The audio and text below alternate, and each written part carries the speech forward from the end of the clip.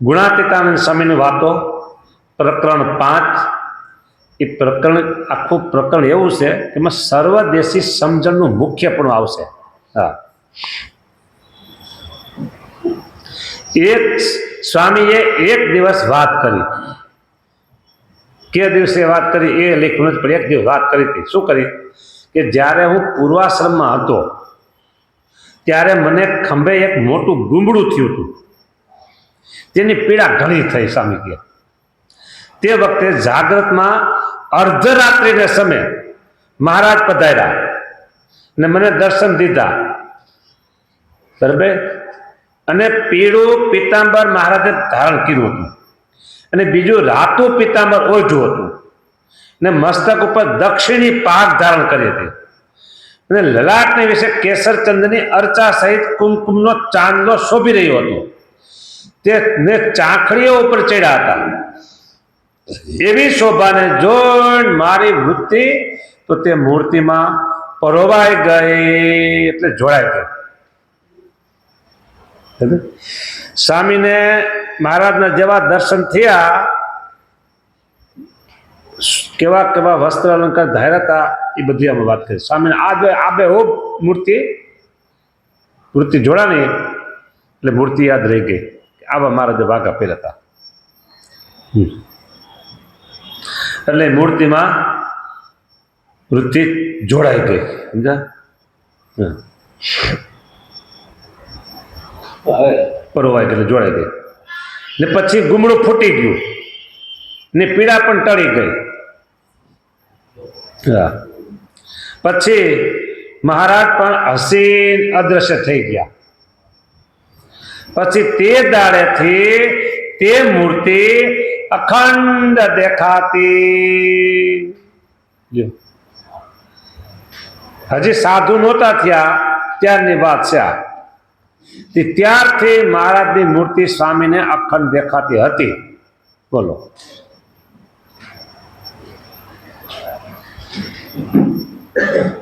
કમ ભાગ તો સદભાગ આપણા કે આપણે આવા સ્વામી વિશે હેત છે. ગુણાતીતાનંદ સ્વામી વિશે આપણે હેત છે. એ આપણું સદભાગ્ય છે. અને દુર્ભાગ્ય એના કે ઘણા લોકો ગુણાતીતાનંદ સ્વામીના નામથી આમ બહુ નફરત કરતા હોય છે. બરાબર. તો એ આપણે એમ સમજીએ બિચારા દુર્ભાગ્ય સમજવું એનું. જેથી એનું સદભાગ્ય જાગશે ત્યારે એની સ્વામી વિશે યાદ થાય, સમજાય તેથી. ત્યાં સુધી તેનું દુર્ભાગ્ય, બીજું શું કપડો પડે. હા, તમે એટલું તો સમજો, તમને ગુણાતીતાનંદ સ્વામીની વાતો ન માન્ય હોય તો કાંઈ નહીં, તમને મુબારક. અમને માન્ય છે તો અમને મુબારક છે. પણ તમે એટલું તો માનો કે ગુણાતીતાનંદ સ્વામી એક નંદ પંક્તિના સંત હતા. એમ કે એ શું કે ક્યાંય વચનામૃતમાં તો સ્વામીનું નામ નથી. લ્યો, તો વચનામૃતમાં સ્વામીનું નામ નથી તો આખી ભાગવત વાંચો તમે. આખું ભાગવત રાધાજીનું નામ ક્યાંય નથી. લ્યો, આખા ભાગવતમાં રાધાજીનું નામ ક્યાંય આવતું નથી. જે કથા કરતા હોય ને કથા સાંભળતા હોય ને જેને ભાગવત વાંચ્યું હોય એને પૂછી લેજો તમે. એટલે વચનામૃતમાં કે 500 પરમહંસનું નામ છે. ગુણાતીતાનંદ સ્વામી આગલી હરોળના સંત હતા એનું એક જોરદાર પ્રમાણ છે કે જુનાગઢ મંદિરના પ્રથમ મહંત હતા. લ્યો, આનાથી બીજું પ્રમાણ તમારે શું જોઈશે? જુનાગઢ મંદિરના પહેલા મહંત મહારાજે એમને નિમ હતા. બસ આટલું તો સમજો. અને સ્વામીએ એક વખત પ્રશ્ન પૂછ્યો છે. શું પૂછ્યો? મહારાજ એમ કીધું, મહારાજ ધ્યાન ધરવું સારું કે માંદાની સેવા કરવી સારી કે આત્મા રૂપે વર્તવું સારું કે પછી વાતો કરવી સારી? આ 4 પ્રશ્ન પૂછ્યા મહારાજને. અક્ષર ઓરડીમાં સભા નહોતી, એમાં પ્રશ્ન પૂછ્યા. મહારાજ કે વાતો કરજો, જાઓ. જો, બરાબર. એટલે વચનામૃતમાં નામ ન હોય એટલે નંદ પંક્તિના સંત મટી જાય છે એવું ન માનાય. બસ એને માનવું હોય તો માને, ન માને તો જેથી સમજાય તેથી માનશે, અને ન સમજાય તો પછી એનું એ જાણે ભગવાન જાણે, આપણે એનું શું થયું. એટલું કહી આપણે કે આવા એક નંદ પંક્તિના પ્રથમ પંક્તિના ઉચ્ચ કોટીના એક જે સંત છે એની સાથે આપણે હેત છે, એટલે આપણું સદભાગ્ય મોટા મોટું છે. આટલી વાત તો સમજવી. હા, અને આ વાતોનું જે પુસ્તક છે તો એનું એટલું તો તમે સમજો કે સામે વાતો ઘણી બધી કરી છે. આમાં કોઈક વાત એને ન ગમતી એવી આવતી હોય, ઉપાસનાની જોરદાર વાત આવતી હોય કે મારા મહિમાની બહુ મોટી વાત આવતી હોય તો એને પાચન ન થતી હોય. હવે પાચન ન થાય એટલે શું કઈ સામે થોડો ખોટા છે કઈ? તમે તમારી પાચન શક્તિ વધે એવી કંઈક તમે દેશી દવા લ્યો. તમારી પાચન શક્તિ મજબૂત થાય એવી તમે દેશી દવા લ્યો બસ. બાકી નો પાચન થતી હોય તો સામે વાતો ખોટી થોડીક છે કઈ? હવે તમને જલેબી ન પચતી હોય તો જલેબી થોડી ખોટી છે કઈ? જલેબી પાચન થાય એવી તમે દવા લ્યો. હા, નકર થોડી થોડી ખાવ રોજ. હા, એક એક જલેબી ખાવ, 10-15 ન ખાવ. હા હા, એટલે સ્વામીની વાતો જેને પાચન નથી થતી એ પછી આમાં ખોટ કાઢતા હોય છે. હા,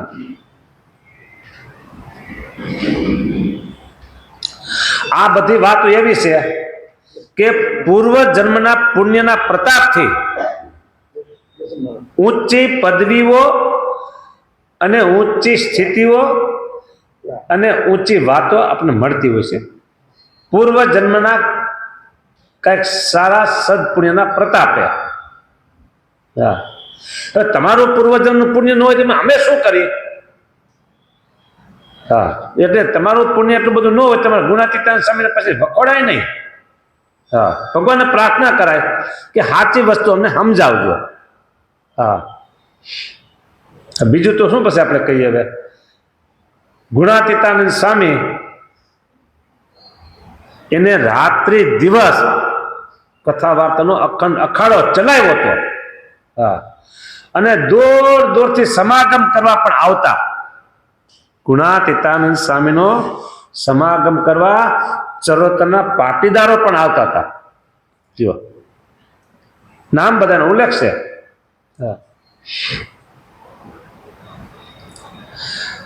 એટલે અને એ સ્વામીની વાતોના પ્રતાપથી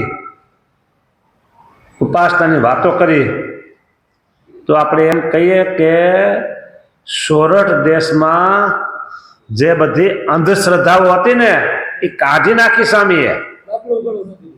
હા, બોલો.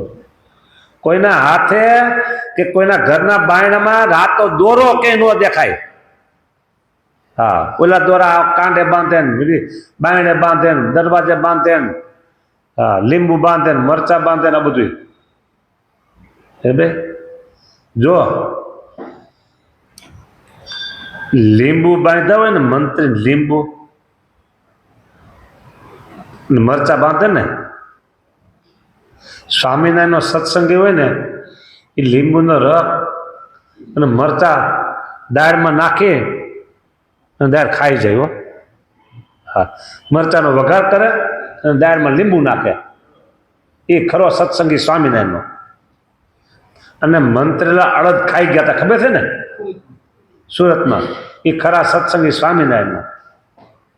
હા, અને કે દોરા ધાગા આ કઈ બધું હોય ને, હા, એને કોઈ ગણકારે નહીં ને એ સ્વામિનારાયણનો સત્સંગી.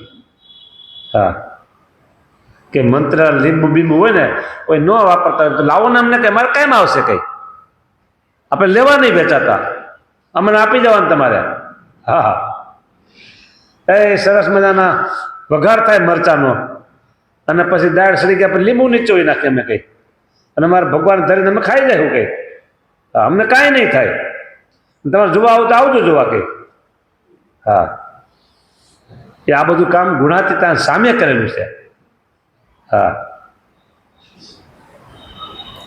એટલે આવા ગુણાતીતાનંદ સ્વામી એને તો જે પૂર્વાશ્રમમાં સાધુ નહોતા થયા ત્યારથી જ મહારાજની મૂર્તિ અખંડ દેખાતી હતી અને ગુમડું ફૂટી ગયું, પીડાય ટળી ગઈ, પછી મહારાજ હસી અદ્રશ્ય થઈ ગયા.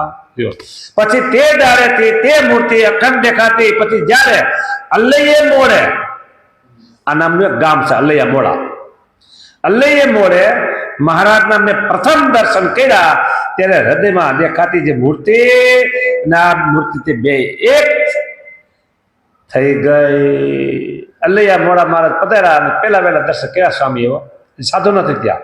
હા, બે મૂર્તિ એક થઈ. એવું જોઈને મહારાજને સર્વ કાળના કારણ ને સર્વ અવતારના અવતારી ને પુરુષોત્તમ સમજીને મેં મહારાજનો સર્વોત્કૃષ્ટ નિશ્ચય કર્યો. લ્યો, આ બે મૂર્તિ એક થઈ ગઈ ને, સર્વોત્કૃષ્ટ નિશ્ચય એને કહેવાય કે સર્વોપરી જેની નિષ્ઠા થઈ ગઈ ને એ સર્વોત્કૃષ્ટ નિશ્ચય, સર્વથી શ્રેષ્ઠ એટલે સર્વોપરી. અત્યારથી નિશ્ચય સ્વામી કે મારા થઈ ગયો પાકો. એ થઈ ગયો તો થઈ ગયો એટલે સમજો કે મીણબત્તી પ્રગટી. શું? મહારાજના પ્રથમ દર્શન અલ્લૈયા મોડે કર્યા અને મહારાજની મૂર્તિ ને હૃદયમાં દેખાતી મૂર્તિ બે એક થઈ ગઈ. એવું જોઈને મહારાજને સર્વ કારણના કારણ જાણ્યા ને સર્વ અવતારના અવતારી જાણ્યા અને પુરુષોત્તમ સમજી મેં મહારાજનો સર્વોત્કૃષ્ટ નિશ્ચય કર્યો. જો આ સર્વોપરી નિશ્ચય એટલે મીણબત્તી પ્રગટી. એક જ મીણબત્તી પ્રગટી. એકમાંથી કેટલી મીણબત્તી પ્રગટી કયો? હવે બે પ્રગટે કે પાંચ પ્રગટે? જેટલી મીણબત્તી પ્રગટાવી હોય ને એટલી પ્રગટી જાય. હો, એ સ્વામી એટલી મીણબત્તી પ્રગટાવી. બોલો પછી એની ગણતરી ન હોય કેટલી પ્રગટાવી. કોઈને કોઈ જગ્યાએ ફક્ત મોટી સભા હોય અને રાતનો અંધકાર બંધ કરી અને મીણબત્તી સમૂહમાં આરતી ઉતારી હોય, સભામાં 500 હોય તો 500 પ્રગટે અને કદાચ સભામાં 5000 હોય તો 5000 પ્રગટે એકમાંથી. હો, અને કદાચ 5 લાખ હોય તો 5 લાખ પ્રગટી જાય. અને સમજો કે આ કુંભ મેળામાં તો કરોડોમાં છે, તો કરોડોમાં મીણબત્તી પ્રગટાવી હોય અને અહીંયા પછી ગંગાજીની આરતી ઉતારી હોય તો ન પ્રગટે? એકમાંથી પ્રગટે. એવી રીતે સ્વામીએ પેલા વેલા નિશ્ચય કર્યો, સર્વોત્કૃષ્ટ નિશ્ચય કર્યો એટલે મીણબત્તી પ્રગટી. એક મીણબત્તી પ્રગટી. એકમાંથી કેટલી મીણબત્તી પ્રગટી? એ હજી પ્રગટવાનું ચાલુ છે. એ મીણબત્તી પ્રગટવાનું હજી ચાલુ છે. બોલો, કેટલી મીણબત્તી હજી પ્રગટ છે. એમના જોત ચાલુ છે, બુજાતી નથી. હો, હા બોલો. એટલે હવે એમ કહેવાય, બોલા ભાઈ બોલે ગણતરી કરતા કે અસંખ્ય. બસ એક જ બોલ નાખે, એક આંકડો. કેટલી મીણબત્તી પ્રગટ છે? અસંખ્ય. બોલો, ક્યાં સુધી પ્રગટ છે? સૂર્ય અને ચંદ્ર જ્યાં સુધી આકાશમાં છે અને આ પૃથ્વી પર સમુદ્ર ગર્જના કર્યા કરે, હરોળ્યા કરે છે, ત્યાં સુધી આ મીણબત્તી પ્રગટવાનું ચાલુ રહેશે. એ સાંભળો, જેને સ્વામી વિશે થોડો દુર્ભાવ છે, સાંભળો. તમે જો સાંભળો, આ મીણબત્તી સર્વોપરી ઉપાસનાની પ્રગટી ગઈ. ભાઈ એ આવી જાઓ તમે હોતી આમાં. અલ્લૈયા મોડાથી મીણબત્તી પ્રગટી લ્યો. બરાબર, અલ્લૈયા મોડાથી. અમે અલ્લૈયા જેવા છે અને મોડા જેવા છે, બે જગ્યાએ મંદિરો છે અત્યારે. હા, અલ્લૈયા મોડાથી મીણબત્તી પ્રગટી ને હજી એ મીણબત્તીની જ્યોત એમ ચાલુ છે. હો, હા. ક્યાં સુધી ચાલુ રહેશે? તો આકાશમાં સૂરજ અને ચંદ્ર હશે, પૃથ્વી ઉપર સમુદ્ર હશે, ત્યાં સુધી આ મીણબત્તી પ્રગટવાનું ચાલુ રહેશે. કયો, આ કઈ નાની વાત છે? કઈક કયો જી. પછી વળી સ્વામીએ વાત કરી, અમે નાના હતા ને ત્યારે એક બીજા પંથનો સાધુના મહંત સભા બેઠેલા. આમાં નામ લખ્યું છે, આપણે નામ બોલવું નથી. ત્યાં જઈને પાદરી ડોશીઓને ખેંચવીને તે મહંતને પ્રશ્ન પૂછ્યું છે, કાર્ય શું અને કારણ શું? એક ડોશીને ખેંચવી આઘી કરી. આ મહંત કોક બીજા સંપ્રદાયના બેઠા હતા, બરાબર. ત્યાં જઈને પાદરી ડોશીઓને ખેંચવી અને તે મહંતને અમે પ્રશ્ન પૂછ્યો, એ ડોશી આગી રહ્યો કે હા, મહંતને પ્રશ્ન પૂછ્યો. શું પૂછ્યો? કે કાર્ય શું અને કારણ શું કયો લ્યો, બરાબર. આવો પ્રશ્ન કર્યો. ત્યારે તે કહે છે, અમને એવું આવડે નહીં, મને તો કોઈએ શીખવેલ નથી. પછી અમને કહે છે, તમે ઉત્તર કરો. ત્યારે સ્વામી કે મેં કહ્યું, હજી સાધુ નથી ત્યારે, હા, મેં કહ્યું છે, એ ભગવાન કારણ અને આ સર્વે સૃષ્ટિ એ કાર્ય. ત્યાં તો સૌ ભોઠા પડી ગયા. એમ સ્વામીએ ત્યારથી સભા જીતી હો. બધા શરમાઈ ગયા, ભોઠા પડ્યા એટલે. હા, આ સમગ્ર જગત એક કાર્ય છે અને ભગવાન એના કારણ છે. જો આવી વાતો સ્વામીએ કરી હો. અને ત્યારથી મારે સ્વામી સભા જીતી ગયા અને મને ફોટા પાડી દીધા હો. સારું લ્યો, જય સ્વામિનારાયણ.